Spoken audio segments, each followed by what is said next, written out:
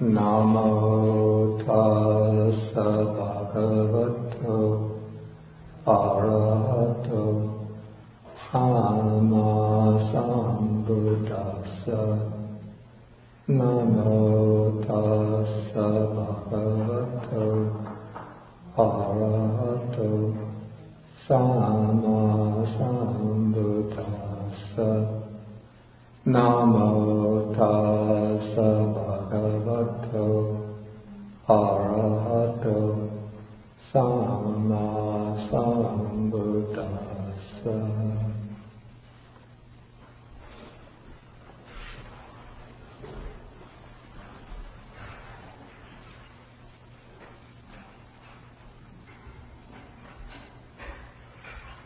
Say good morning, everybody. Good morning.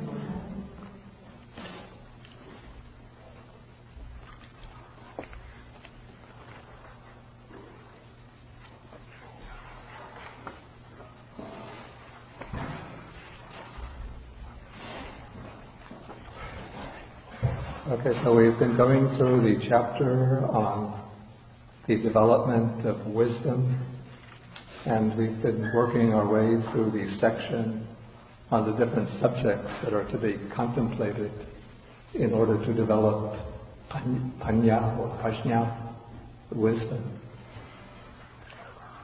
And so far we've gone through the 5 aggregates, the 6 or 12 sense bases, the elements, the 4 elements, the 18 elements, 6 elements. And last time we started the section on dependent origination. In Pali this is paticca samuppada.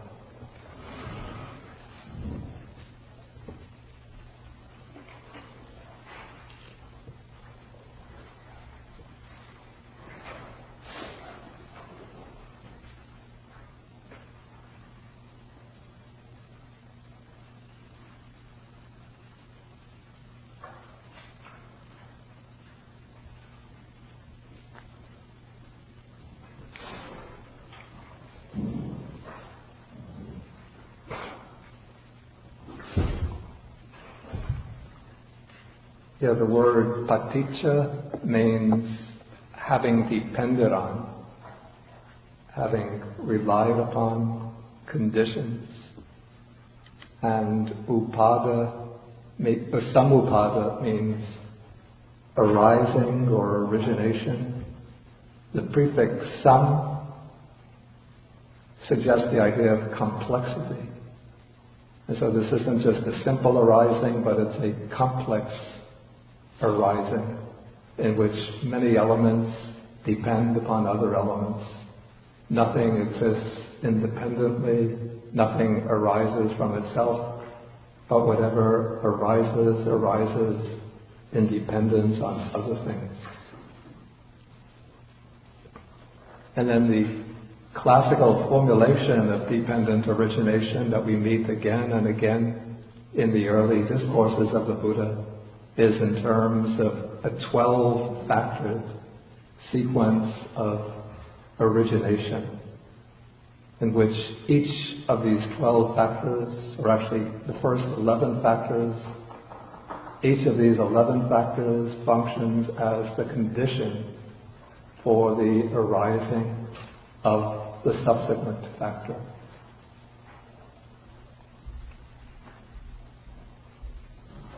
Exactly how the condition functions as a condition for the dependent or originated factor, this varies in different ways.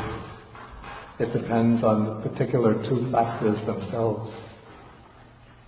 Sometimes the 2 factors originate simultaneously. So we have consciousness is a condition for nama-rupa, name and form. But also in some sutras we find name and form is a condition for consciousness.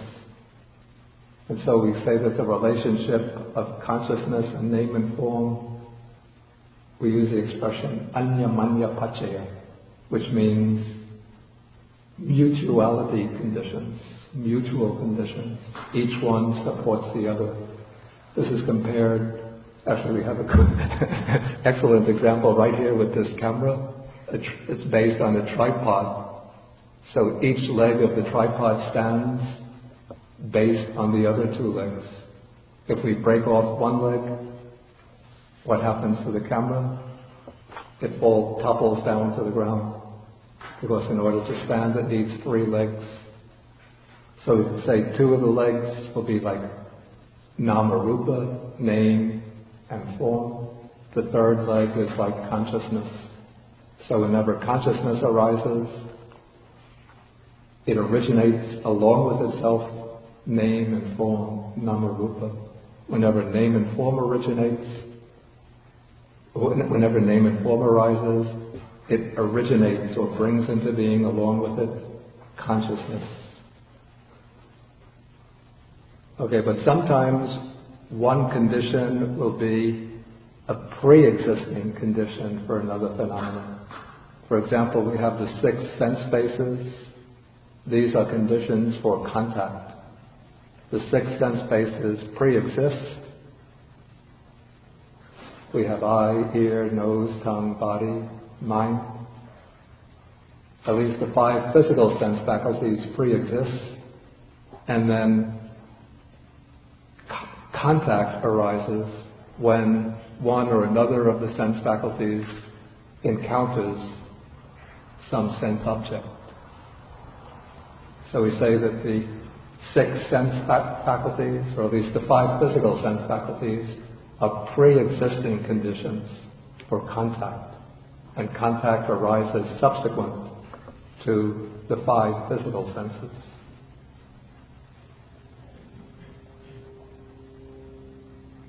These are just examples of how there are some differences in the way the conditions work. But the important factor, or the important consideration, is that whatever arises in this chain of conditions has to arise in dependence on some other condition. It can't arise by itself, can't arise independently, it doesn't arise just by chance, but it arises dependent upon something else. And so the Buddha teaches this chain of 12 conditions, because these 12 conditions, the way they're laid out in this way, show, I call this the causal dynamic that underlies the cycle of birth and death. So what the Buddha did on the night of his enlightenment, his task was to break out from the bondage to samsara, the cycle of birth and death. And so he had to investigate what is it that keeps the cycle turning, the wheel of becoming, what keeps the wheel in motion. And so he started to investigate from old age and death, which is the manifestation of suffering.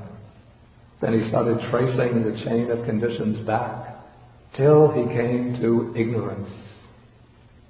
But this doesn't mean that ignorance is an uncaused first cause of all samsara, but ignorance also arises based on conditions.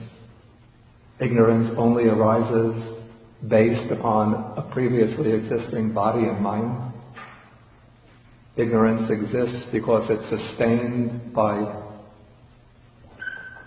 the other defilements. Ignorance continues to exist because it's associated with craving and clinging. So all of these factors are intertwined with one another. And so in order to, but the Buddha teaches that of all of the factors that maintain the cycle of birth and death, the most fundamental is ignorance.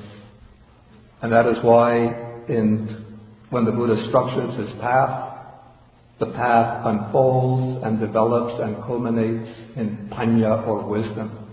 Because wisdom is that factor which is precisely the antidote, the remedy for ignorance. And so by developing panya, or wisdom, insight into the real nature of things, one gradually slices away at ignorance until when wisdom becomes fully developed, fully mature, then it completely breaks apart and dissolves ignorance, and then there arises what's called vijja, true knowledge, true understanding. And then based on this true knowledge, true understanding, comes vimukti, complete liberation.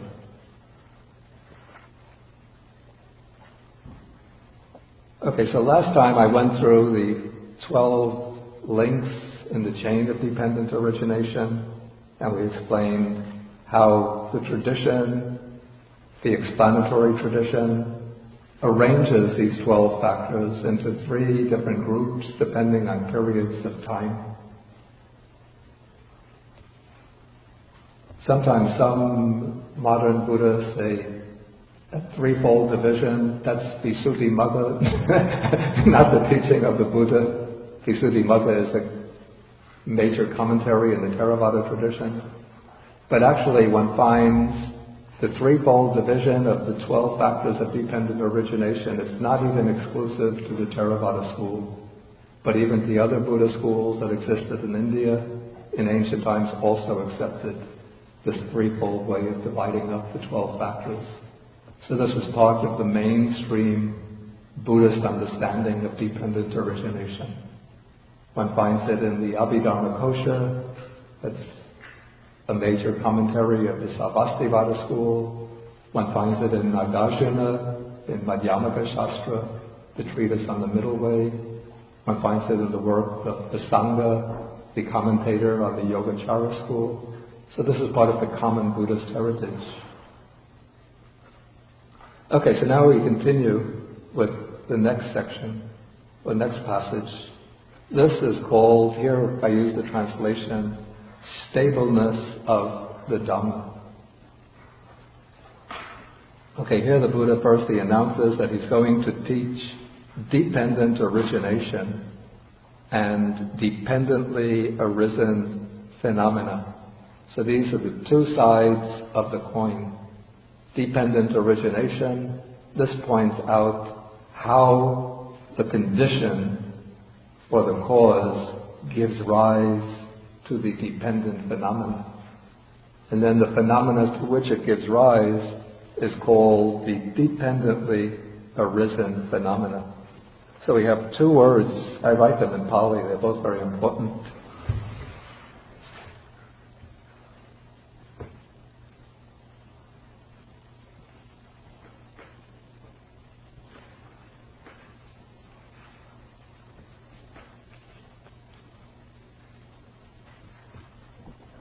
So the word paccaya, that means condition. And then its counterpart is paccayupanna dhamma. This means the phenomena that arise dependent on the condition, or the dependently arisen phenomena.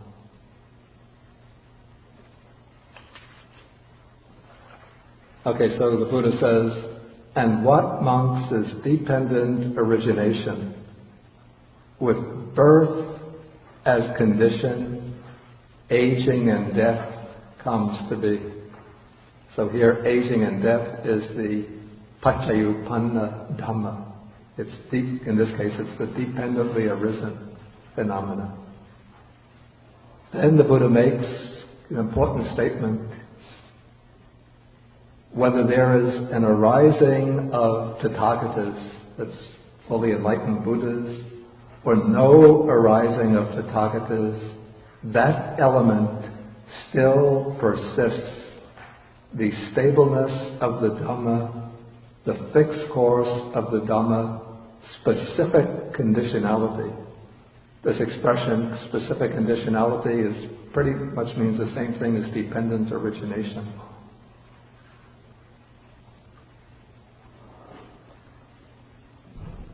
A Tathagata awakens to this, becomes enlightened to this, and breaks through to it.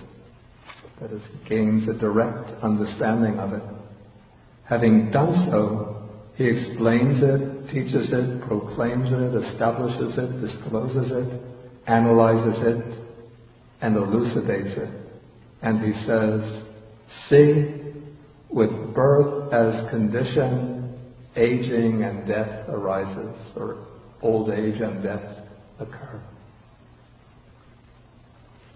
Okay, so in this statement the Buddha is emphasizing that this is a fixed and invariable law of the universe. It's not something that the Buddha himself has created.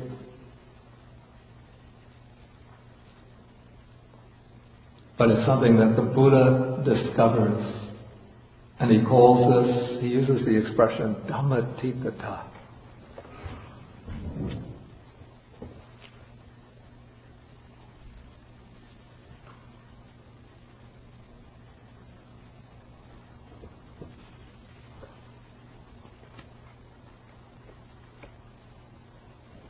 Which means literally the standingness of the Dhamma.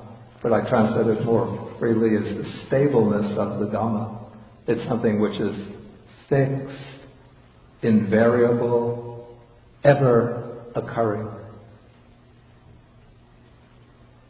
And so the specific function of a Tathagata, of a Buddha, is not to create this law, but what the Buddha does, what constitutes his awakening or his enlightenment, is that he discovers this law.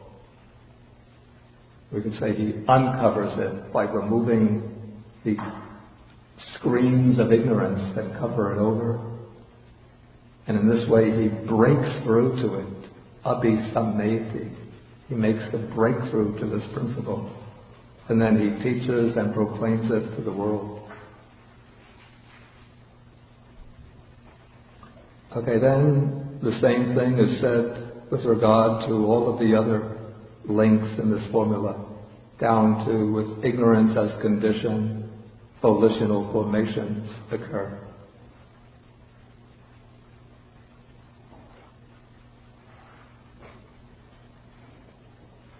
Okay, then in the concluding statement, he says, thus monks, the actuality in this, the inerrancy, that it's something that occurs without fail, without any failure, the invariability, the specific conditionality in this, that one thing is a specific condition for something else.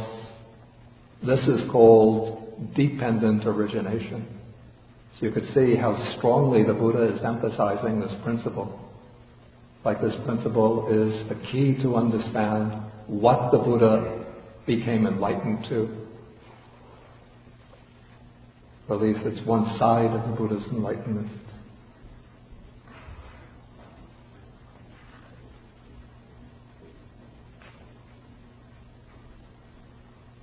Okay, then the Buddha teaches he raises the question, what are the dependently arisen phenomena? And then he gives the answer. Aging and death is impermanent, conditioned, dependently arisen. Because it's dependently arisen, it's subject to destruction, vanishing, fading away, and cessation. That is, it's possible to make an end of aging and death by eliminating its condition.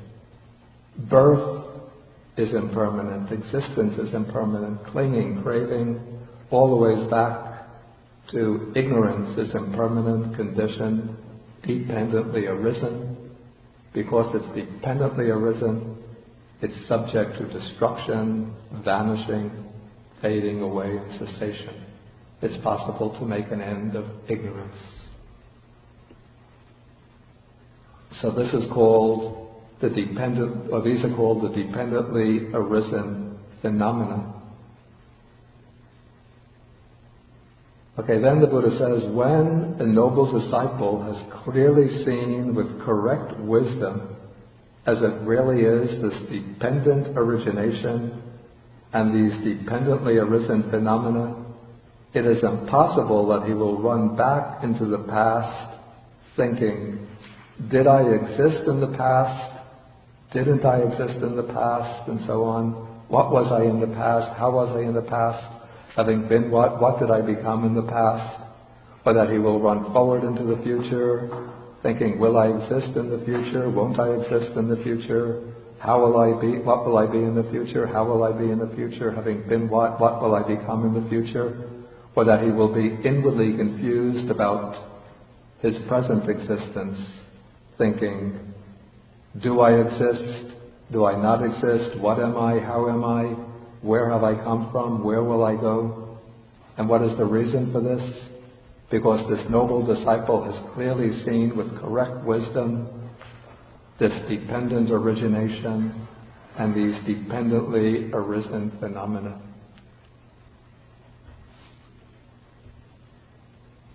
Yeah, I can see two ways in which this whole passage can be understood.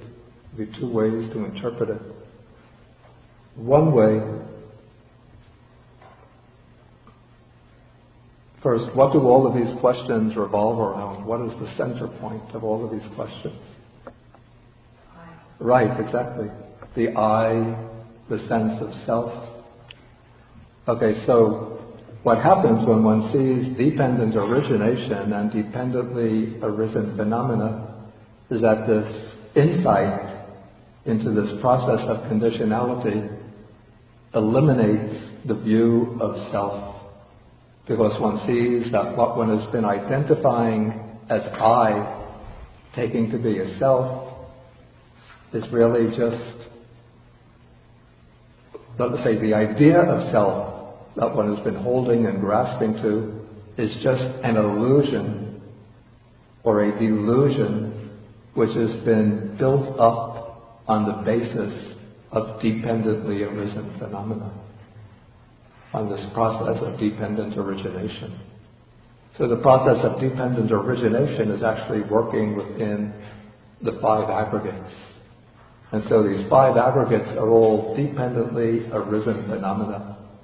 And in turn, they are the conditions which are sustaining dependent origination.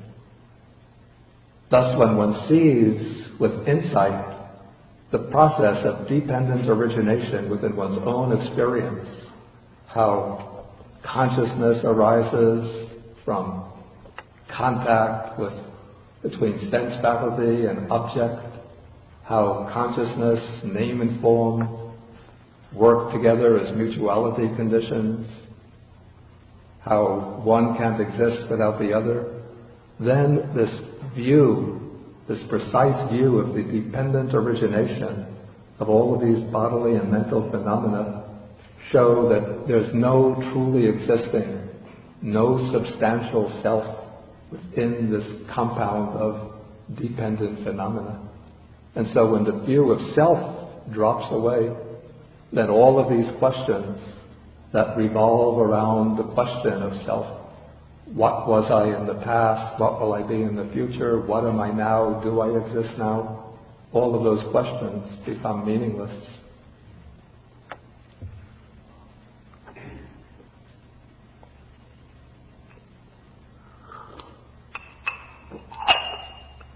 Maybe it's a little bit like they drag a man into court, or maybe into the police station. He has 5 tough policemen standing in front of him and saying, do you beat your wife? Do you not beat your wife? How do you beat your wife? What kind of instrument do you use when you beat your wife? And the man is sitting there silent. But then finally, when the policemen stop questioning him, he says, but I'm not married.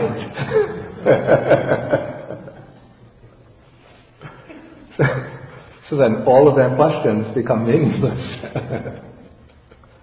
Because that condition on which they have meaning, that condition that gives meaning to the questions is absent. Okay, so this is one way in which to understand this passage. The other way in which it can be understood is that all of these questions arise for somebody who doesn't see dependent origination. But when he sees dependent origination, then he'll know that even though there's no self existing in the past, but there was this complex of conditions in the past, that complex, or that bundle of conditions, what was this? Flowing together of conditions in the past, brought into being this bundle of conditions now that I refer to as myself, and any activities backed by ignorance and craving that I indulge in this present life, this will bring into being a bundle of conditions in the future, part of the same flow or stream of becoming. And so by understanding the causal relationships between the conditions of the past, the conditions of the present, and the dependent phenomena of the future, then one can understand the relationship between past, present, and future. And so one doesn't have to be obsessed by these questions.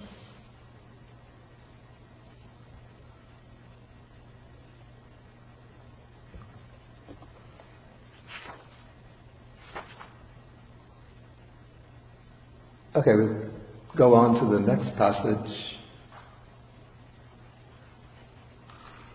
This is called 44 Cases of Knowledge. So this is going to show the kind of knowledge that the disciple has to obtain when investigating dependent origination. So first one has knowledge of aging and death, knowledge of its origin, knowledge of its cessation, knowledge of the way leading to its cessation. So this is 4 types of knowledge. Then one goes all the ways back to knowledge of volitional formations, knowledge of their origin, knowledge of their cessation, knowledge of the way leading to their cessation. So we have 11 factors taken in 4 ways, so we have 44 cases of knowledge. Why isn't ignorance mentioned?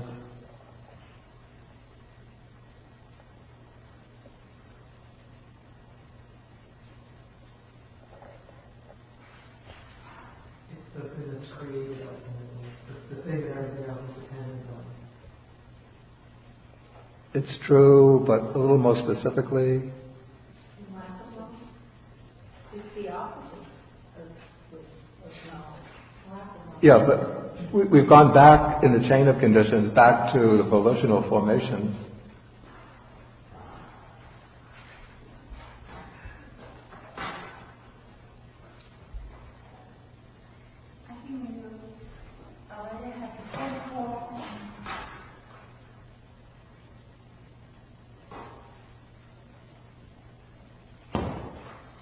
I think when a person already knows the 44 knowledges, there's one more ignorance.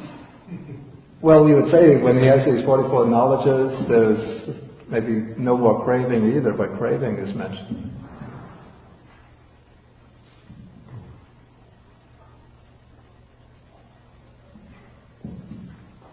Because ignorance also exists independently upon other factors.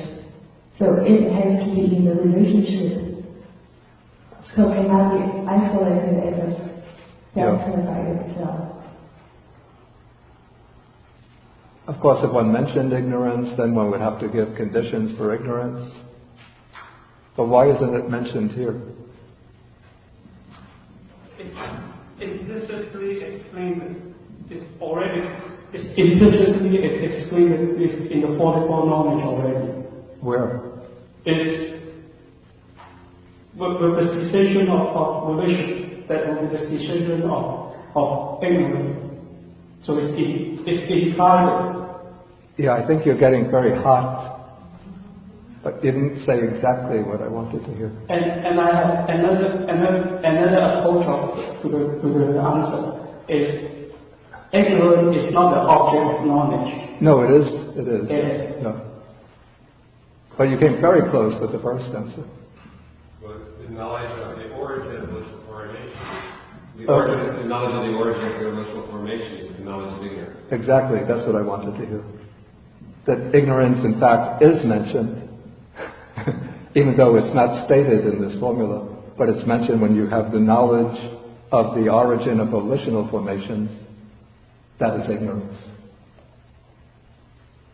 In fact,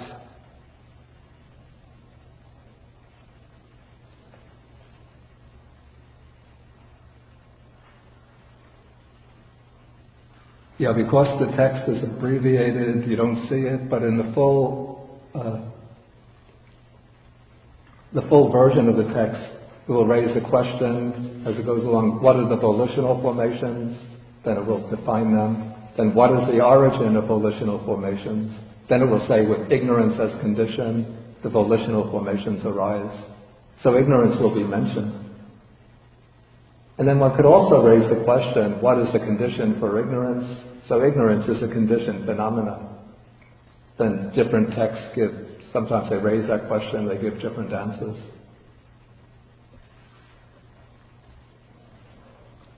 Okay, so anyway, first the Buddha states in the general way the 44 cases of knowledge, then he gives a more elaborate development. He takes each factor, we take the definition, then how it arises, how it ceases, and then the Noble Eightfold Path is always explained as the way to the cessation of aging and death, cessation of birth, cessation of becoming, and so on, all the ways back to the cessation of volitional formations. Okay, then we're going to have within this 44 types of knowledge, 2 types of knowledge are going to be distinguished. First, the Buddha says here, when a noble disciple thus understands aging and death, its origin, its cessation, and the way leading to its cessation, this is his knowledge of the principle. Actually, the Pali word here that's translated as principle is the word Dhamma. So it's Dhamme Jnana. It's knowledge of the Dhamma, knowledge of the essential principle.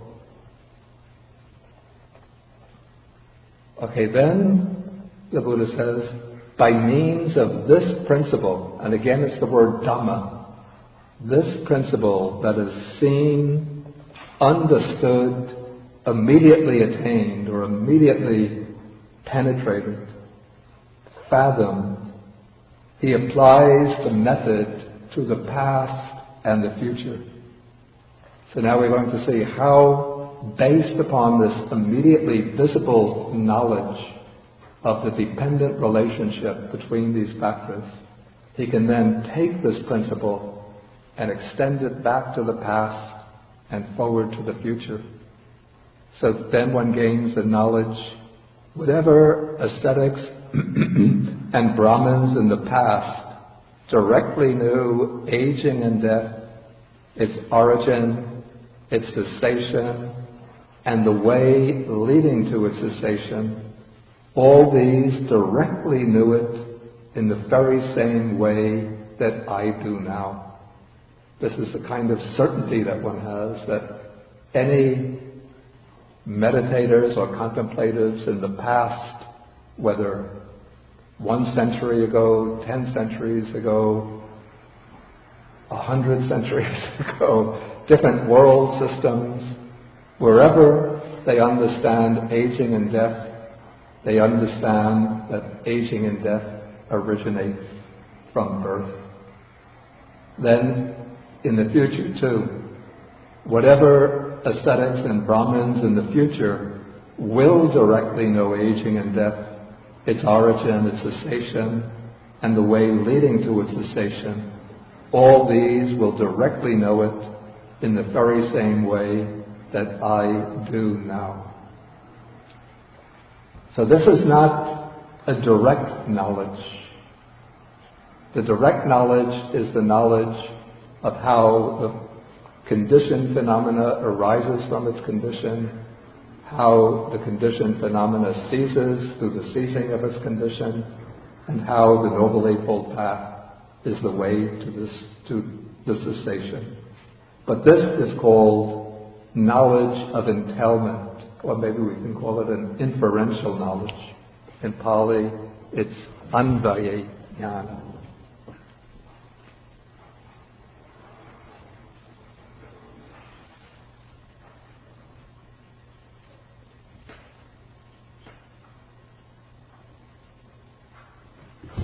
So the knowledge of the principle, the knowledge of the law, one could say, the knowledge of this invariable, universal law, that is Dhamme Jnana, the knowledge that one sees directly.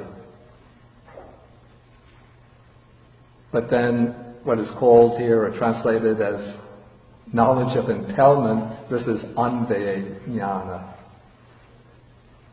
The word anvaya comes from the prefix anu, which has the sense of accompanying or following, and aya is going.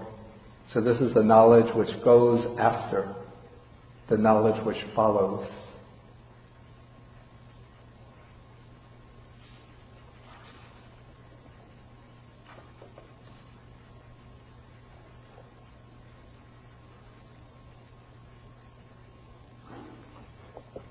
Okay, then the Buddha says that when a noble disciple has purified and cleansed these two kinds of knowledge, knowledge of the principle and knowledge of entailment, he is then called a noble disciple who is accomplished in view, accomplished in vision, who has arrived at this true Dhamma, who sees this true Dhamma, who possesses a trainee's knowledge, a trainee's true knowledge. I'll explain these terms in a moment. Who has entered the stream of the Dhamma, a noble one with penetrative wisdom, one who stands squarely before the door to the deathless. So these two knowledges, these are called the knowledges of a trainee. The technical word is Sekha.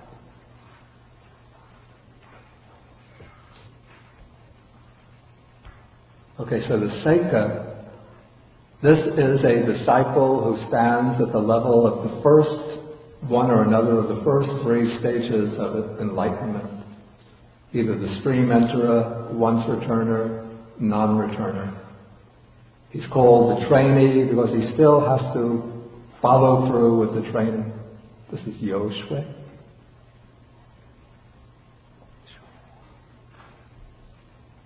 Okay, so this is the distinctive knowledge of the trainee, one who has gotten the vision of the Dhamma, the definitive insight into the Dhamma, but not yet reached the end of the path. But the trainee uses this vision, uses this insight, develops this understanding, and as he develops this understanding, he comes to the end, to the final realization. And so it's called the trainee's knowledge, Sekha Jnana, I think. The trainee's true knowledge, Sekha Vijja. One who has entered the stream of the Dhamma. That indicates that this one has become at least the stream enterer. He's in the stream of the Dhamma, and it's just that the flow of the Dhamma will now carry him along to final realization. Then a noble one with penetrative wisdom, who stands squarely at the door to the deathless. He hasn't yet entered the door, but this is amatadvalang ahachatipati. He's standing at the door, just like when you go to visit a friend's house, you arrive, you're at the door, you ring the bell, then it's just a matter that your friend comes and opens the door and you can come into the house. So he's at the door to the deathless, he's already knocked, and just waiting for the door to open.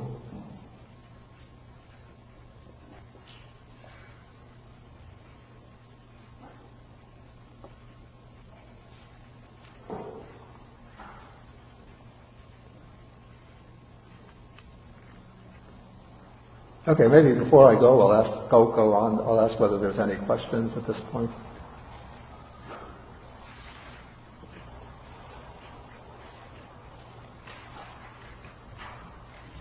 The Bowie has a question. Where is that? Oh, you have it already.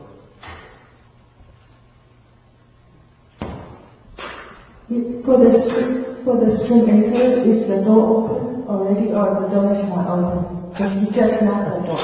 I know it's a metaphor, but I just want to know, because when the door is open, he has realized Nibbana, right? Yeah. But I remember last time you told me a stream enter has to experience Nibbana. Yeah. So that means that the door is open, right?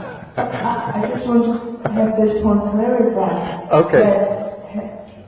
That does a student enter experience Nibbana Yeah. or not? Okay, that's a good way to follow up the simile better than my own. He's standing in front of the door. The door is open, so he can see inside. He's already seen inside the door. But he hasn't yet entered into the door. He hasn't yet entered through the door into the house. And that is called experiencing. Experiencing Nibbana already. Yeah. Although he hasn't stepped inside. He hasn't stepped inside yet. And But the let's not take metaphors too literally and then try and push them to the limit. And factually, the stream enterer has experienced Nibbana, but he hasn't yet reached the point where he's constantly dwelling in a Nibbanic state. Is there a difference between to experience and to attain, or to achieve? I would phrase that as a difference. So that we would say that the stream enterer experiences it, has experienced it through this momentary meditative experience of attainment. And then it's said, the commentaries say that he could even enter a special meditative attainment where he'll experience it continuously during the period of that meditation. But he hasn't reached Nibbana in the sense of the destruction of greed, hatred, and delusion. That is unique to the Arahant. Even momentarily, he does not experience the essence of delusion, anger, and... Well, I would say that in that momentary experience, one experiences the destruction of greed, hatred, and delusion, but they're not actually fully destroyed. Thank you. I think this will become a little clearer as we go along. Maybe it's a question of the semantics, but the last paragraph we're talked about a noble disciple. When a noble disciple has purified and cleansed these two kinds of knowledge, then he's at the door of the breakthrough. But don't we call a disciple a noble disciple after the disciple reaches the breakthrough? And I ask the question because, is there a difference between seeing dependent origination and seeing Nibbana?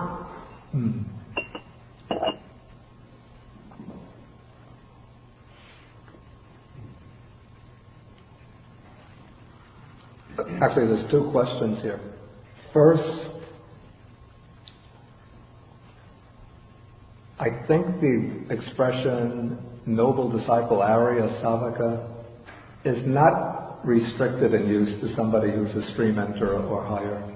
But I think it's sometimes given a wider application. So it could mean a disciple, even one who is practicing earnestly, who has the right view and engaged in right practice. So at that point, I think the expression Arya Savaka, noble disciple, would apply. But here, definitely the noble disciple is one who is at least the stream enterer, because it said he is one who has entered the stream of the Dhamma. And he has the seika, the true knowledge of one in training.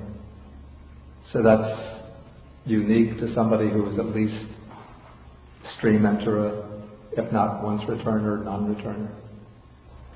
Correct?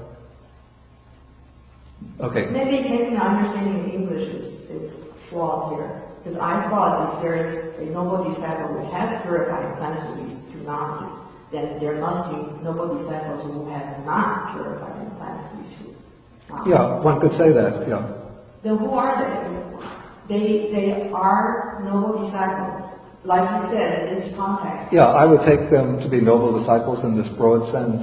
Not noble persons in the sense of Arya Pugala, in the sense of those who are reached the stage of the noble ones. But the word Arya Savaka is sometimes used in a broader sense, not in a very specific technical sense. So one who is engaged in trying to purify these two knowledges would also be called a noble disciple. And have they seen dependent origination? Let us say that they're investigating dependent origination. Okay, now this will bring us to your second question. The way I understand it, one can be investigating dependent origination and seeing relationships in the chain of conditions, in this way gaining an understanding of dependent origination in the sequence of arising, without yet being a stream enterer. This would be the investigations that are undertaken by one who is preparing for the attainment of stream entry. So one is investigating the chain of origination, the chain of conditions that produce the resultant phenomena. But it's when one makes the breakthrough to that realization or that momentary experience of Nibbana, the seeing of Nibbana, that one then sees Nibbana as the ultimate cessation of all the factors of dependent origination. And then one has the knowledge of this cessation side of dependent origination. So this is maybe why first, let's say there's a statement that comes, first there comes Dhamma-Tithi-Jnana. First there comes the knowledge of the stableness of the principles, and afterwards the knowledge of Nibbana. So first one investigates dependent origination and the sequence of arising, and then when the insight and the wisdom is mature, then one breaks through to this experience of Nibbana, and then it doesn't bring yet the complete cessation of the chain of conditions, but one sees how ignorance can cease, craving can cease, and with their cessation, all of the phenomena that arise on account of them will cease. So in this way one sees the cessation side of dependent origination. But it's amazing how can one see the arising side but doesn't see the cessation side simultaneously? What I would understand is that one doesn't see the cessation side yet simultaneously, but one will have a kind of inferential knowledge that when the cause ceases, the effect will cease. But it's purely inferential. One hasn't yet actually seen the cessation.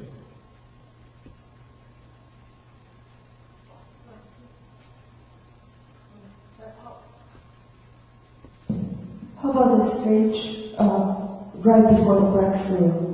The person is still a noble one already because there are 4 pairs of people. Yeah. So is that in the broad sense or just in the strict, the narrow sense? I consider it in the narrow sense that the stage right before the breakthrough is also called a noble one. Yeah. So for that person does not experience the sensation side of dependent origination, but he does experience the arising side of dependent origination. Yeah. Thank you. I didn't bring that person in order to avoid making things too complicated. Any other questions now? Or should we go on? Okay, let us go on then to the next. Okay, this is an important aspect of the teaching of dependent origination. Well, let's say it's an important philosophical aspect of dependent origination. We know that the Buddha taught the Noble Eightfold Path as the middle way, or the middle practice. It's called Majjhima Patipanta, the Noble Eightfold Path, because it avoids two extreme ways of practice. The way of hedonistic indulgence and sense pleasures, and the way of extreme ascetic practice, self-mortification. Okay, so corresponding to the Buddha's middle way of practice, the Buddha also taught a middle view, or we call this the view of the middle way, and this is dependent origination. And it's called the middle way of understanding, or the middle view, because it avoids two extreme views that were existing in the Buddha's time. One is the view of eternalism. This is in Pali, this is called Sassata Vada.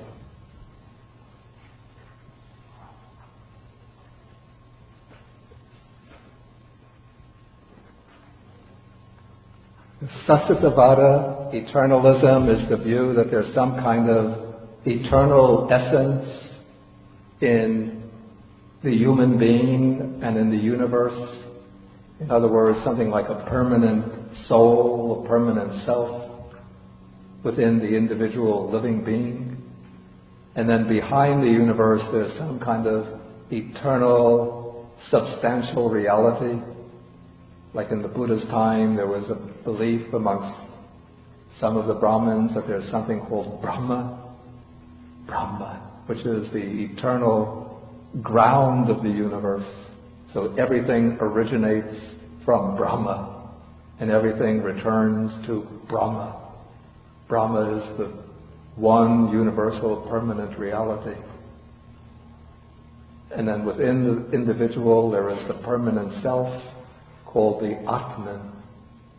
And then the ultimate teaching of Brahmanism is that the Atman and Brahma are the same. They're one reality. That's one form of eternalism. There were different forms of eternalism.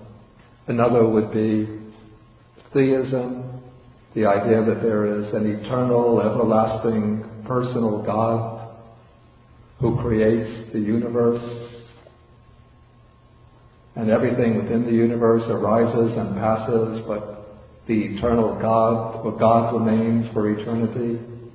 And God plants within the living being the individual soul, and the individual soul lasts for eternity.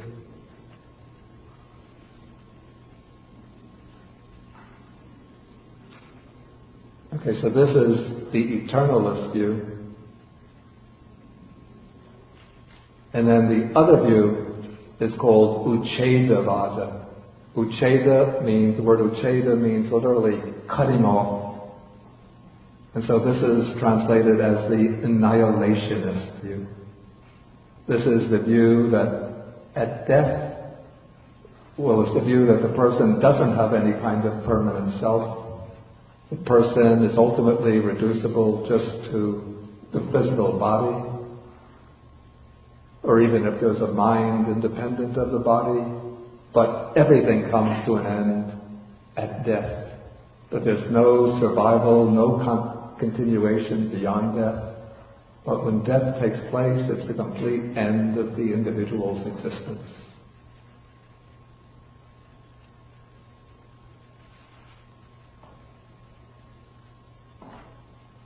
Then the Buddha calls dependent origination, he calls it Majjhena Dhamma.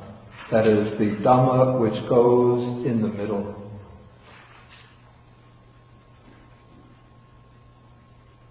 Because dependent origination, it goes in the middle because it avoids the mistakes of the two extreme views.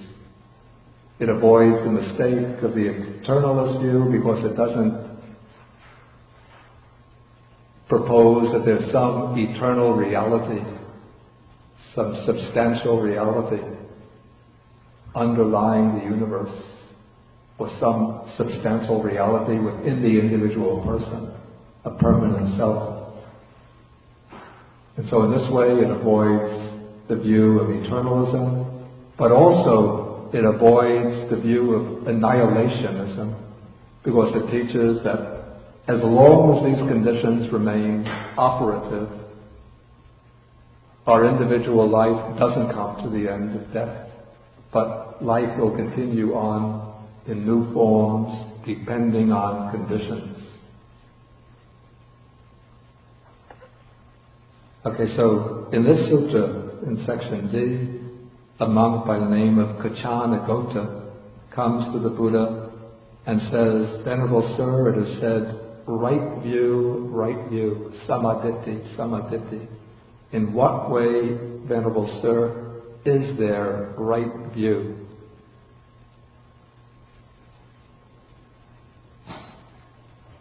Then the Buddha says, "The world, for the most part, depends upon a duality."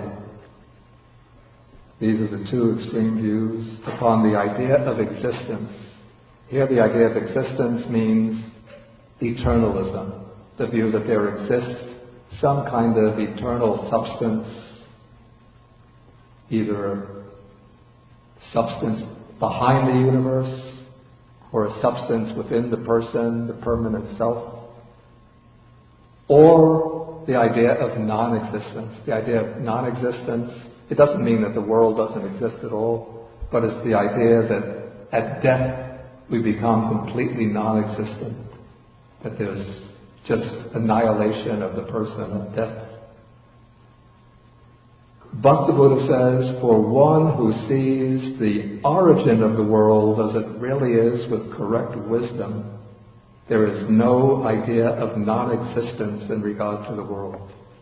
That is, when one sees the process of dependent origination, how the conditions produce their results, how as long as the conditions operate, there will be new existence over and over again, then one doesn't subscribe to the idea of non-existence or annihilation in regard to the world, which means to our own life.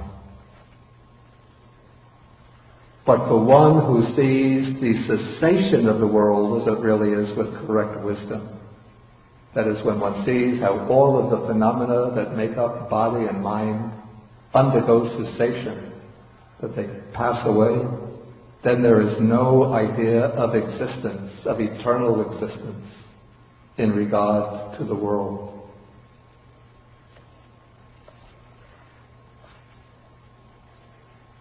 Then the Buddha says, the world is for the most part shackled by engagement, that's attachment, clinging, and adherence. These are all different words meaning the same thing as grasping or attachment. But for this one with right view does not become engaged and cling through that engagement and clinging. Maybe this is translated too literally, following the Indian style of expression. Okay, this one does not become engaged and cling, and does not take up that mental standpoint, adherence, underlying tendency. He does not take a stand upon the idea myself. That is basically the pivot on which these two views of eternalism and annihilationism stand. The idea myself. If one holds myself is eternal, I have a true self that's eternal, that's eternalism. If one thinks myself is just something physical, material, destroyed when the body passes away, then one falls into annihilationism.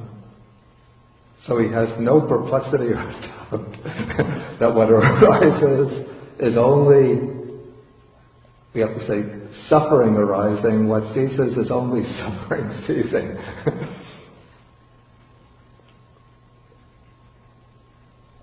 maybe here translating dukkha as suffering is not so, shouldn't be taken too literally. It doesn't mean that what arises is only misery, grief, sorrow, worry, distress. I mean, that is there too, but the statement doesn't mean that the only thing that arises in life is experienced misery and grief. But the word here is dukkha.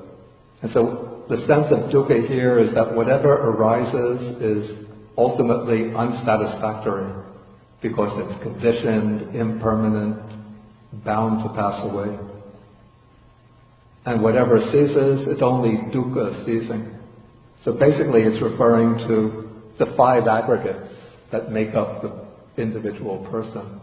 So these 5 aggregates, in the first teaching of the first sermon, the Buddha says, in brief, it is the 5 aggregates of clinging, that is dukkha, the noble truth of suffering.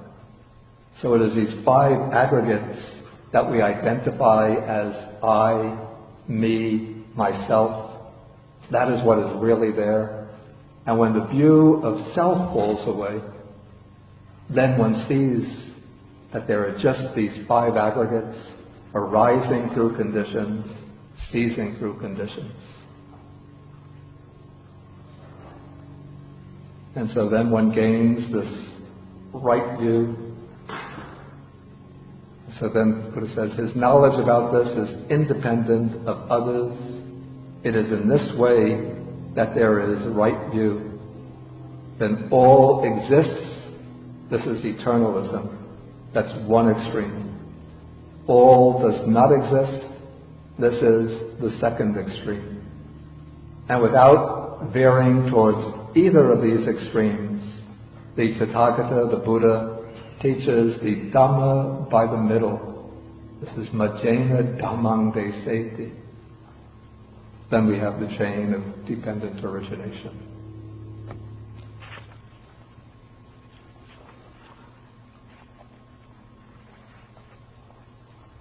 Okay, I'll go on to the next passage.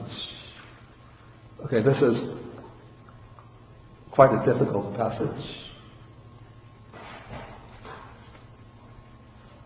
But we'll read it and try to investigate it. Okay. Monks, what one intends and what one plans and whatever one has a tendency towards, this becomes a basis for the continuance of consciousness. I want to write these 3 words, very important words, on the board.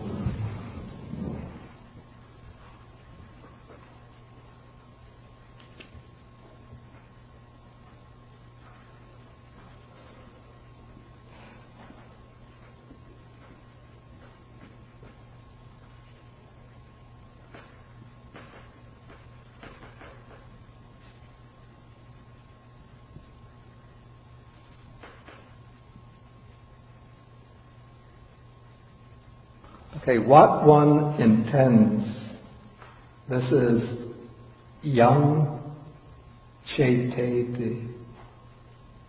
And what one plans, yang pakapeti. And whatever one has a tendency towards, this is a rather clumsy English way to render what's very concise in Pali, yang anuseti. Okay, now the verb intends, ceteti. This is the verb from which is derived the noun cetana. Cetana means volition. And cetana is the main factor in the sankharas. So in the usual formula of dependent origination, where we have volitional formations, sankhara, the principal factor in those volitional formations is cetana, volition. And so when we see the word, what one intends, yang ceteti, it implies cetana, volition, and that implies the sankharas. the volitional formations. The verb pakapeti is very similar. It's just really a synonym for cheteti. So we don't have to say anything further about that. Then the word anuseti, what one has a tendency towards. This verb implies the noun anusaya. Anusaya means literally sleeping along with, and it refers to the underlying tendencies towards the defilements, or towards certain defilements.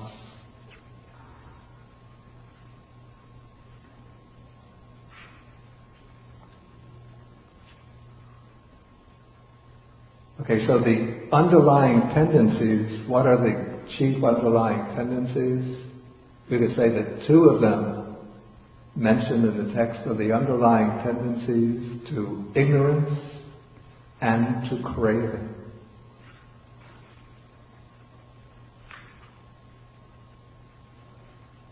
Okay, so what one intends, what one plans, and whatever one has a tendency towards, that statement implies the presence of the sankharas along with ignorance and craving. And then this becomes a basis for the continuation of consciousness. So what sustains the forward movement of consciousness from life to life is the driving force of the volitional formations and these underlying tendencies to ignorance and craving. And so, taken together, the underlying tendencies and the volitional formations, these function as a basis for consciousness to continue. So when there is a basis, there is a support for the establishing of consciousness. In other words, consciousness breaking off from its base in one life, its connection with the body, psychophysical organism, in one life, when consciousness departs, as long as it's sustained by ignorance and craving, driven by the volitional formations, it finds some support for arising again in a new life form. Then when consciousness becomes established and starts to grow, then there is the production of future renewed existence. That is, once consciousness gets established in the new life, then it brings along with it, or it gives rise to, all of the other factors essential to that new life. It gives rise to, in other words, to name and form. And so then the new life starts to develop, to evolve.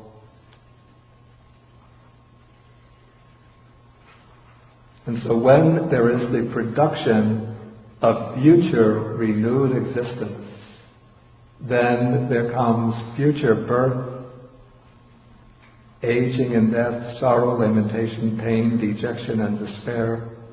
So that is the origin of this whole mass of suffering.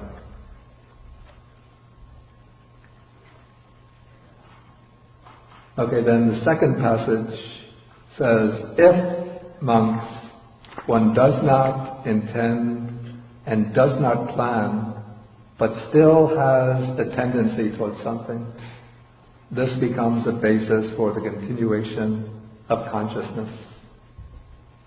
Actually, the commentary explains that this paragraph here refers to a situation that we never really find, because it's not possible to stop intending. But the text includes this passage simply to emphasize that the most important function is that of the underlying tendencies. rather than the volitional formations. Okay, then the third paragraph, when one does not intend and does not plan and does not have a tendency towards anything, that is when the anusayas, the underlying tendencies, are removed,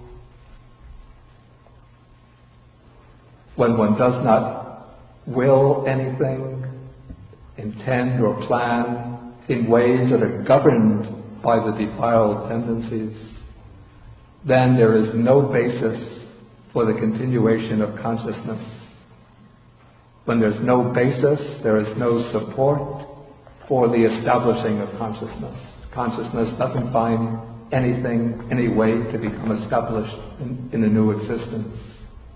When consciousness is unestablished and does not come to growth, there is no production of future renewed existence. And when there is no production of future renewed existence, then there is no future birth, aging and death, sorrow, limitation, pain, dejection and despair.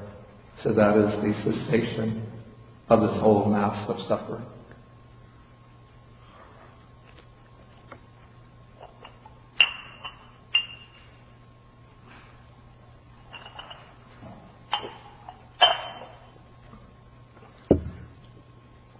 Okay, then I'll just take quickly the last paragraph, then I'll ask for questions.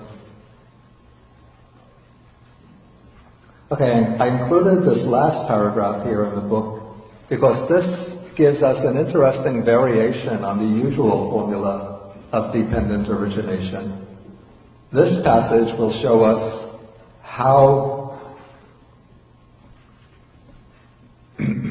instead of starting from ignorance, going from ignorance to the volitional formations, from volitional formations to consciousness, and then drawing things out from consciousness, this passage, it seems to change the sequence so that here, to explain the origin of the world, the Buddha begins with the 6 sense bases. Okay, we start with the I. We have the I and forms.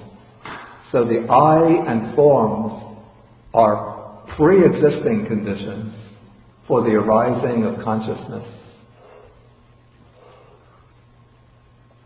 So the I exists, forms exist. When forms impinge on the I, then this gives rise to I consciousness. A kind of consciousness that has the function of seeing the forms.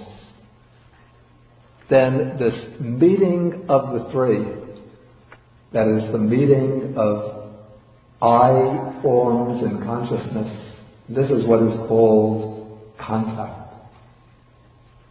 But the way I understand this meeting, the way I would express it, I would say that consciousness meets the object, forms, through the I. So the I is, it's like when 2 people who haven't met each other before, there's the third person who knows both of them. You say, John, I want you to meet James. James, meet John. So the third person is the one who introduces the middleman between the 2. So, the middleman here is the I. The I introduces forms to consciousness, or introduces consciousness to the forms.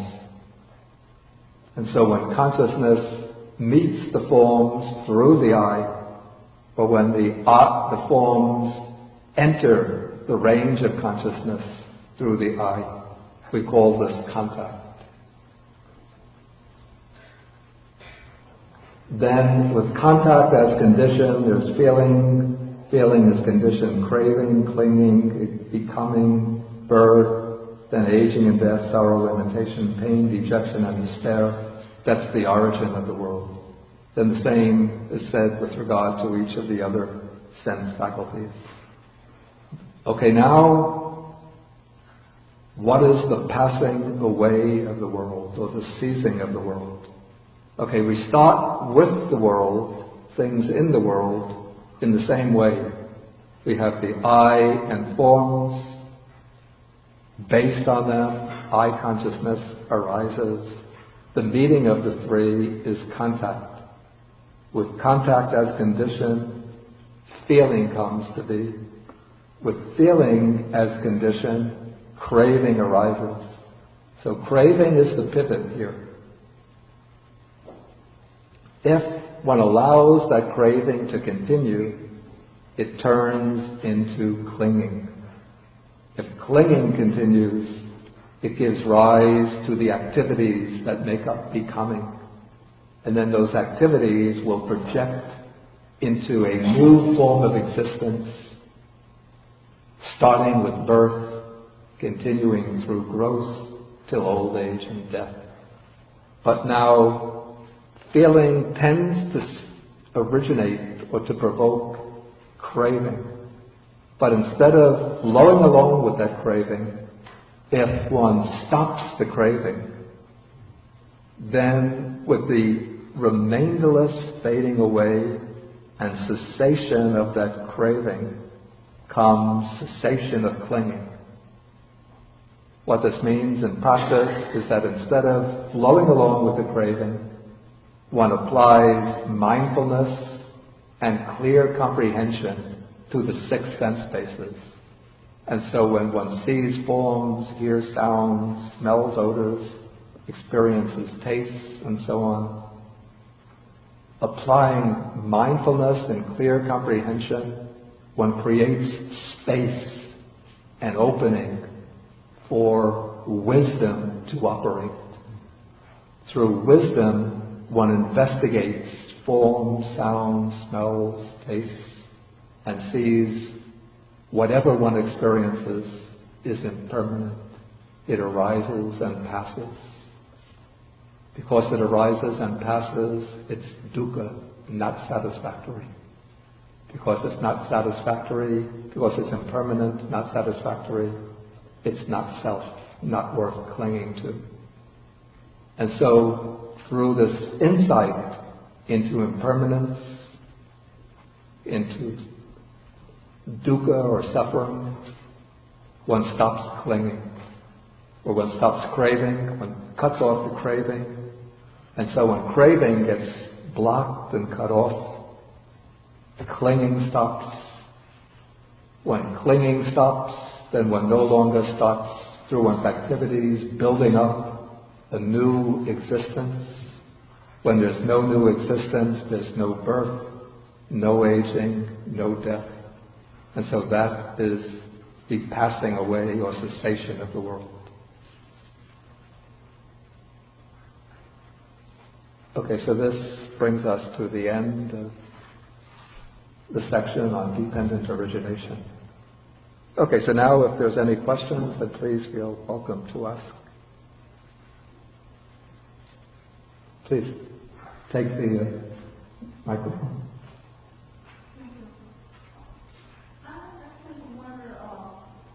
I'm not sure that it's on.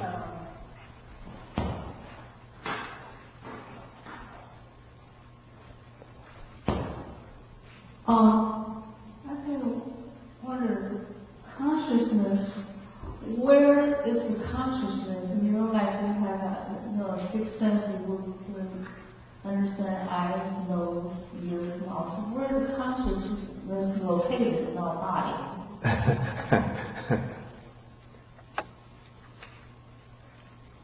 Consciousness itself is not located in a specific point, but there is some difference of opinion, like what is the base for consciousness? The early Buddhist texts don't say anything about a physical base for consciousness. But the Indian commentators always say that the base for consciousness is the heart. They speak about the heart base is the base for consciousness.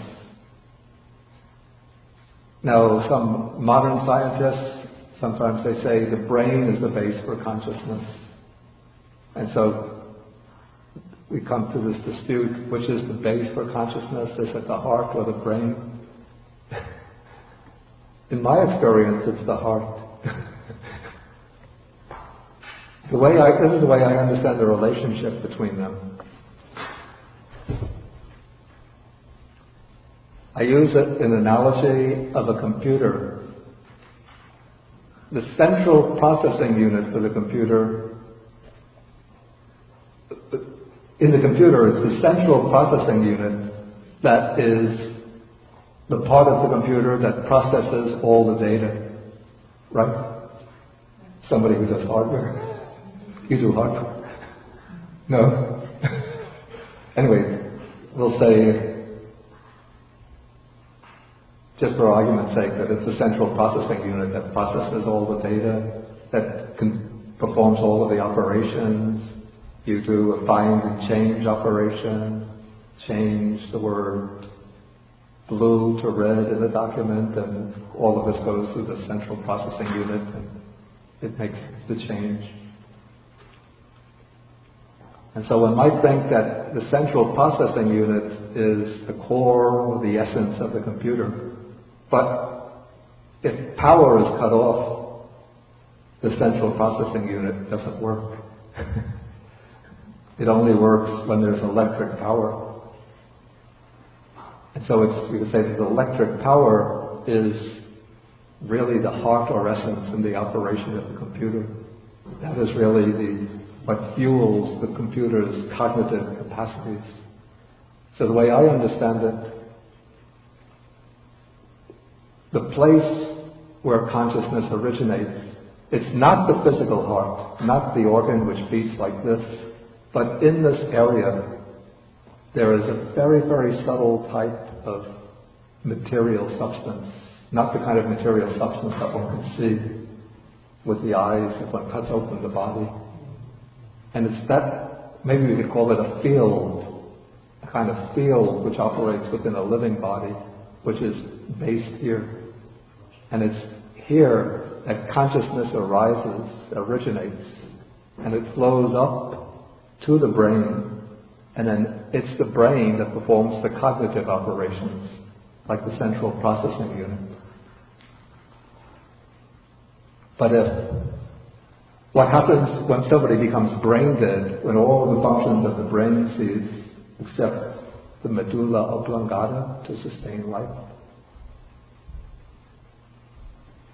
Okay, when the cerebral cortex and the cerebellum, if they die, then the living being can't perform any cognitive operations, and they'll never again be able to perform any kind of cognitive operations. But what happens, we don't say that consciousness has been completely destroyed, but the consciousness has just proceeded to the area of the heart, and as long as life remains, the consciousness will remain in the subconscious flow in the area of the heart. Then when life is cut off, then the consciousness no longer functions based on the heart. And then the consciousness will leave the body and migrate elsewhere to continue the process of rebirth. That's my own understanding. Don't say, Bhikkhu Bodhi said that the Buddhist texts say that the heart is the electrical power source and the brain is the cognitive processing unit. Okay, Richard?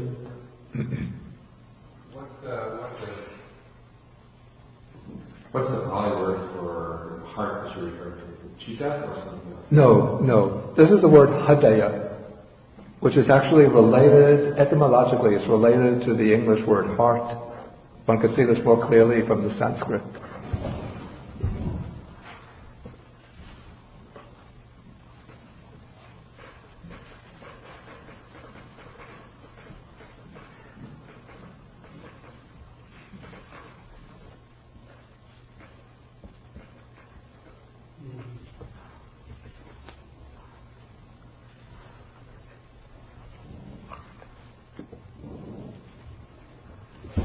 The Sanskrit is difficult. Hridaya. Hridaya. So you could see from Hridaya to heart, they're both coming from the same Indo-Aryan, both from the same Indo-Aryan roots. Somebody in the, okay.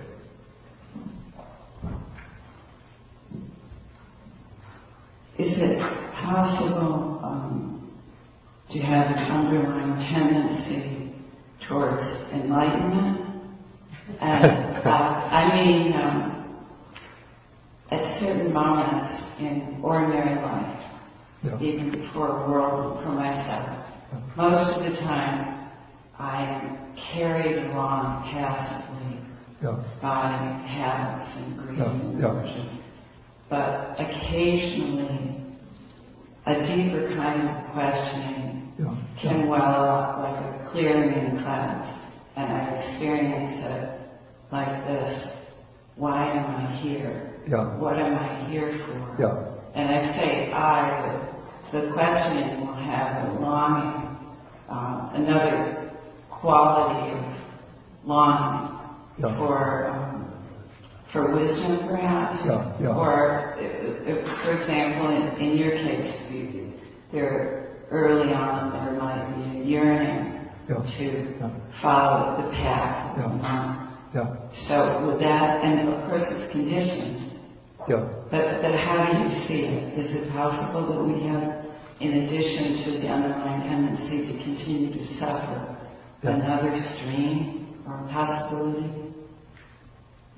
I didn't quite get the last part of the question. Is it? I'm just wondering how you see it. Okay. First, the word anusaya is used with a somewhat technical sense to mean it's always used as the underlying tendencies to these defilements. Sometimes 3 underlying tendencies are mentioned. The underlying tendency to craving, to aversion, to ignorance. Sometimes 7 are mentioned. You don't have to go through all of them. But it's always, the word anusaya is always used in reference to the defiled tendencies. But there's another word, interestingly, it's based on the same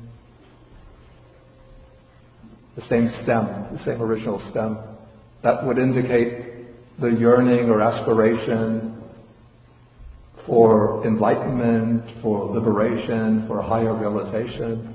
This is a word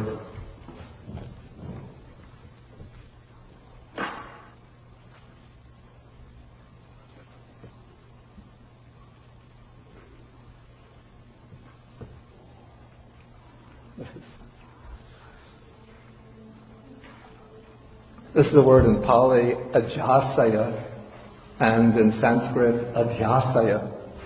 You see, it's based on the same stem as the word anusaya, which saya means lying along or lying. So what ajasaya gives a sense of, it has the prefix adi, and adi indicates something which is superior. So we might call this, translate it literally, as a superior inclination.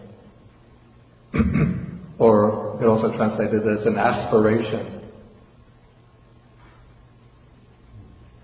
So it's considered some kind of psychological force that gradually takes shape in a person, and then it expresses itself in, we call this a yearning, an aspiration, an inclination towards some higher level of realization or achievement, spiritual achievement. So in a way, the ajasaya is the positive counterpart to the anusaya. Anusaya is what keeps one flowing in the stream of birth and death. Ajasaya is the aspiration for transcendence.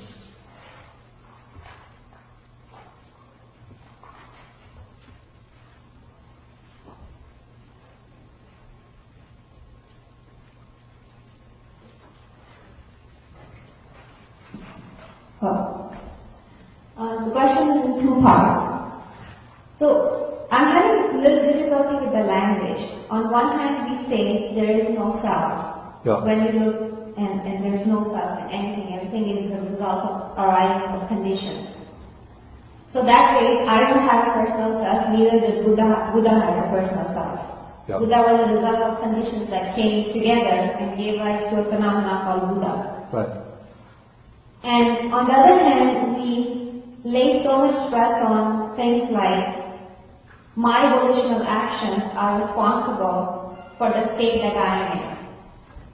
Which is true in a relative sense, that is the case. But there is essentially no thing called my volitional action because me itself is not there. Yeah. So, isn't it better if we talk about everything in terms of phenomena that is happening rather than talking in terms of I who is either achieving something or not achieving something? Yeah. This is a question? Yes. I find the language of the text kind of contradictory to each other. Yeah, it's not really contradictory, but it's just it's factual that on the one hand, the streams of consciousness are definitely individual in that there's distinctions. One individual stream of consciousness is not identical with the other. And so in a conventional sense, one could use the expression my or I in relation to these individual streams of consciousness, using these words as concessions to conventional usage without taking them to imply the real substantial existence of a self, a person that owns these things or that does these things. Okay, so on the one hand, there's some legitimacy in using these expressions as conventional usages to designate the individual streams of consciousness. On the other hand, you do have a valid point in that when we think about individual streams of consciousness, sometimes we picture them as though each one is flowing along in its own channel somewhat independently.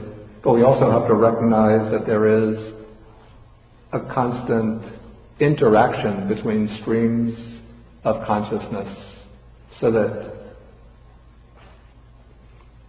ideas in your mind flow into my mind, ideas in my mind flow into your mind, things that one person decides will have an influence on decisions other people make,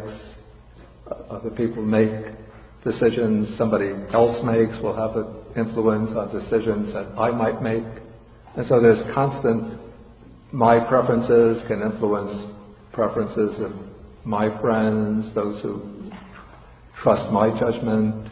If I look to somebody else's judgment, then their preferences will influence me.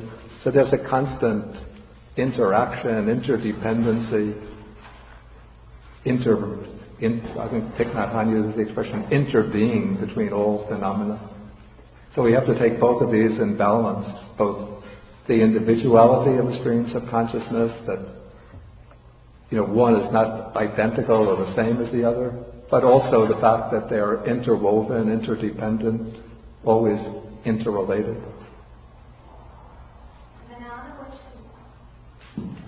Another question I had was, we talked about my underlying tendency that will lead to, you said three things, the intention, the plan, and the underlying tendency.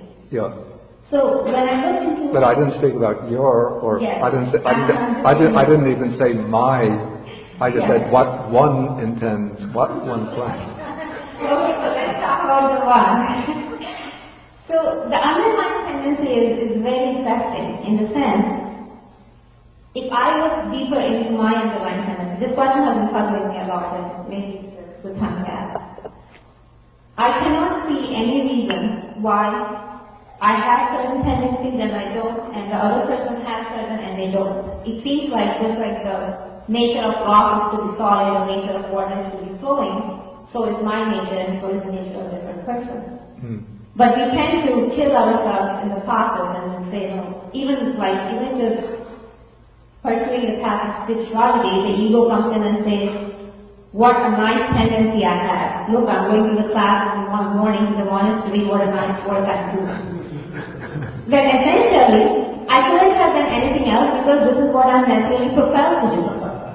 On the other hand, if somebody is going out in this morning trying to pickpocket, there is no difference between that person and me because that's what his natural tendency is. And it is mind-boggling to see that something that we consider so strongly, that is what I am doing and I am either good because of this or I am either bad because of this, has nothing to do with I. It is there as part of the suchness. Yeah. Okay, this is very... Did you finish your comment? Yes. Okay. Okay, so...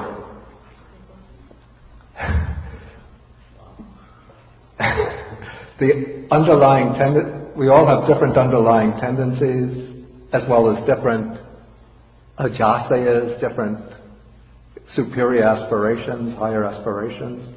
These all come from accumulations over many, many past lives.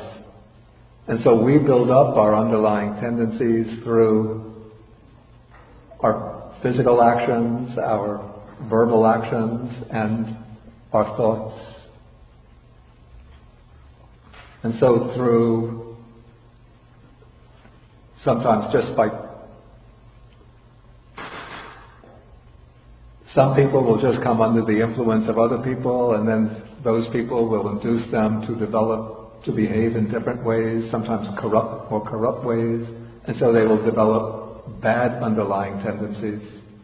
And so, as you're leaving the monastery, somebody might come over to you and say, "Hey, I have a scheme, you want to get rich?"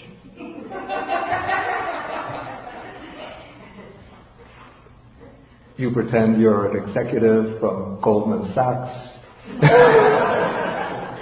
I send you to Washington, you go to the Treasury Department, you meet the Secretary of the Treasury, tell him you need a bailout. I'll wait outside in the car, and when you come out, we'll drive away and we split the funds between us. Okay, so when you hear this, then you can react in either of two ways. You hesitate for a moment, then you might think, this person is trying to persuade me to do something dishonest. I'm just coming out from the monastery, I've been listening to a wonderful lecture on dependent origination, telling us how we go from life to life based on our volitional actions. I'd better avoid this kind of activity. But you might pause and think, wow, $500 million? That's something else. Get me the plane ticket to Washington. Okay, so you make that decision, and then just in the flip of a switch, you've gone from a Dhamma student to a racketeer. And so now you're building up another tendency. And maybe it doesn't begin with something that's major like that, but sometimes the Buddha speaks about how both the bad tendencies and the good tendencies accumulate gradually, like when one puts a bucket under a leaking faucet. The faucet just drops out, the water comes out from the faucet, one drop, maybe every 30 seconds. But after a whole day, you get a bucket full of water.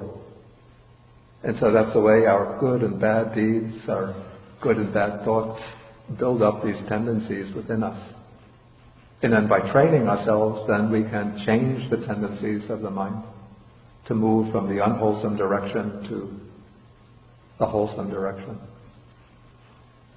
And so they're not completely... So then, okay, we perform these actions, we make the decisions, choices in this life, and these plant the seeds in our mind so that when we take birth, even at the time of birth, if one looks, psychologists have done this, they've studied infants at the time of birth, and they can see very different character traits, very different personalities in the newborn infants.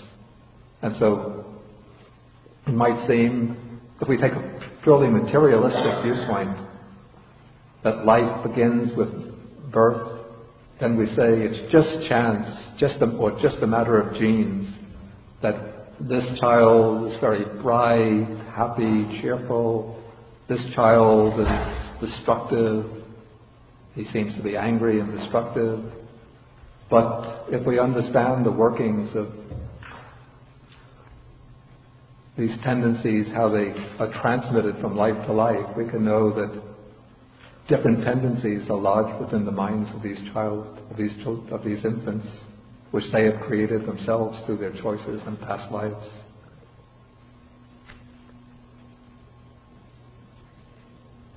Okay, maybe if there's any further questions, please take the microphone.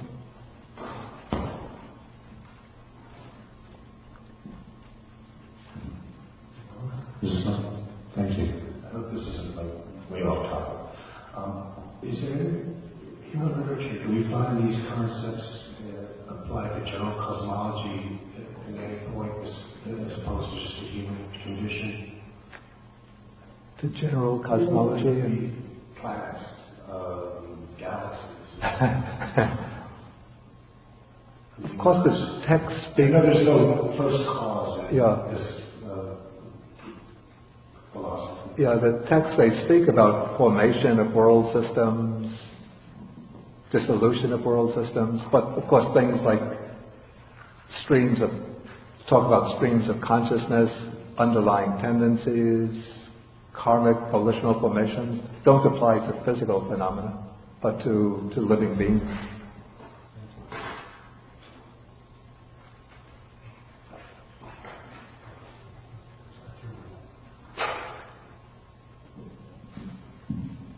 Would you just explain in detail the actuality, the inerrancy, the invariability, and the specific conditionality on page 354? I understand the actuality is that when conditions are sufficient, that a reason phenomenon is bound to occur. Is that right? And how about the rest three? I know that there's explanations in the commentaries. I don't know if I could remember them.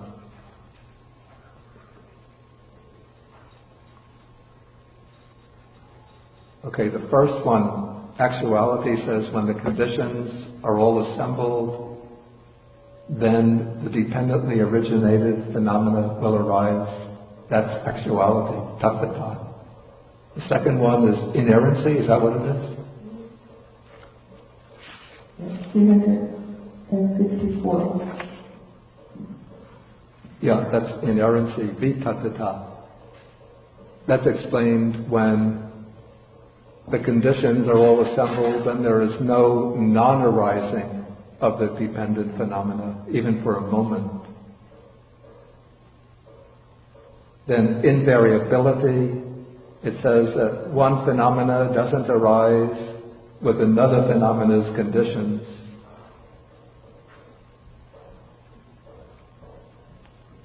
And then specific conditionality means that each phenomena that arises has its own specific condition.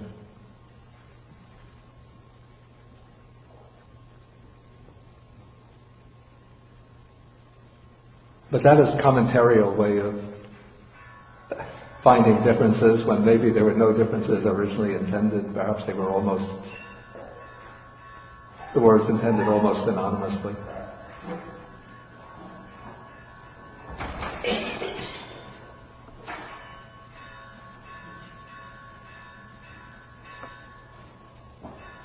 I see there's a note there. You left us a note? I actually have a problem with the third one because the dependent origination is explained usually in 12 links, but sometimes it's explained in like 5 links or 7 links. Yeah. Then when one link is missing, it's difficult to explain the third term. Yeah, that is so. So in that way, the commentarial explanation seems a little bit inapplicable to that case. Because sometimes we have different conditions given, sometimes the sequence of conditions is changed. Like in the last passage that I took, consciousness here is shown not to arise from volitional formations, but from the I and forms. But in the usual sequence, the I comes later than consciousness. But here, the I comes before consciousness. So there is variation in the way the conditions are presented. Anyata.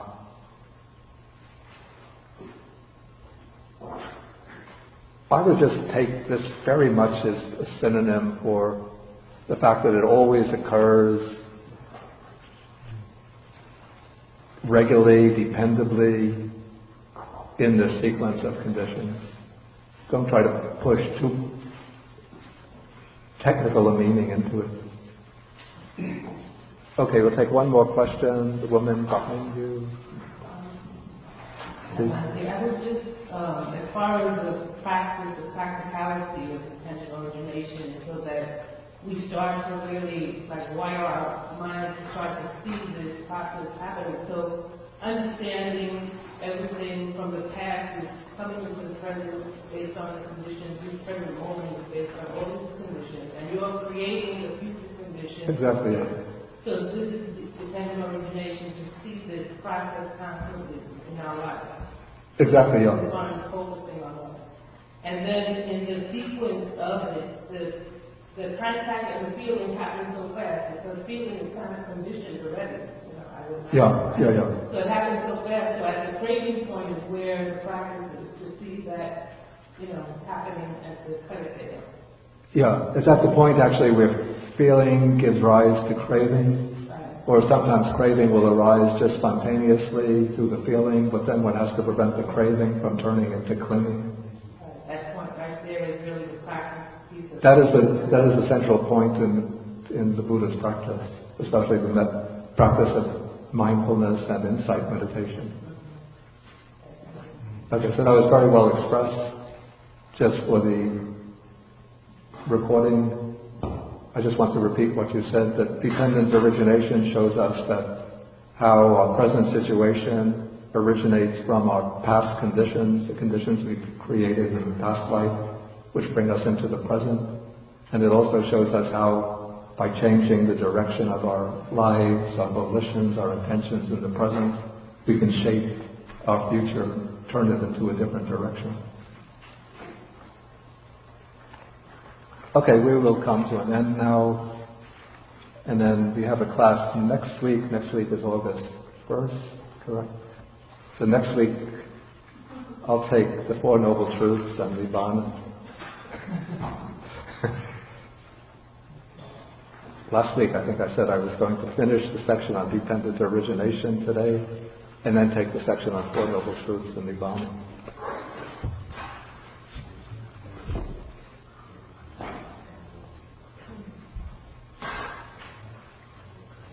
This is why it's always bad to make up schedules. Okay, we end with the sharing of the merits.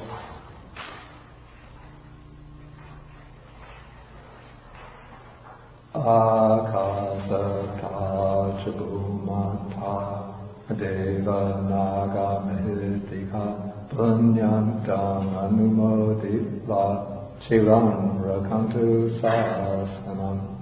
Akasata chabumata deva naga mahitika punyantam anumoditva chiram rakantu desanam. Akasata chabumata deva naga mahitika punyantam anumoditva chiram rakantu mam param. Etavata hei sampadang punya sampadang sabbe devanumodantu sabba sampati siddhya. Etavata hei sampadang punya sampadang sabbe bhutanumodantu Sabba sampati siddhya ekavakacham hehi sampadam punya sampadam sabbe satanumodantu sabba sampati siddhya Bhavagupadaya avichihitato ekantare satakaya upapana rupya rupicha asanya samino dukkha pamoshantu pusantu nibu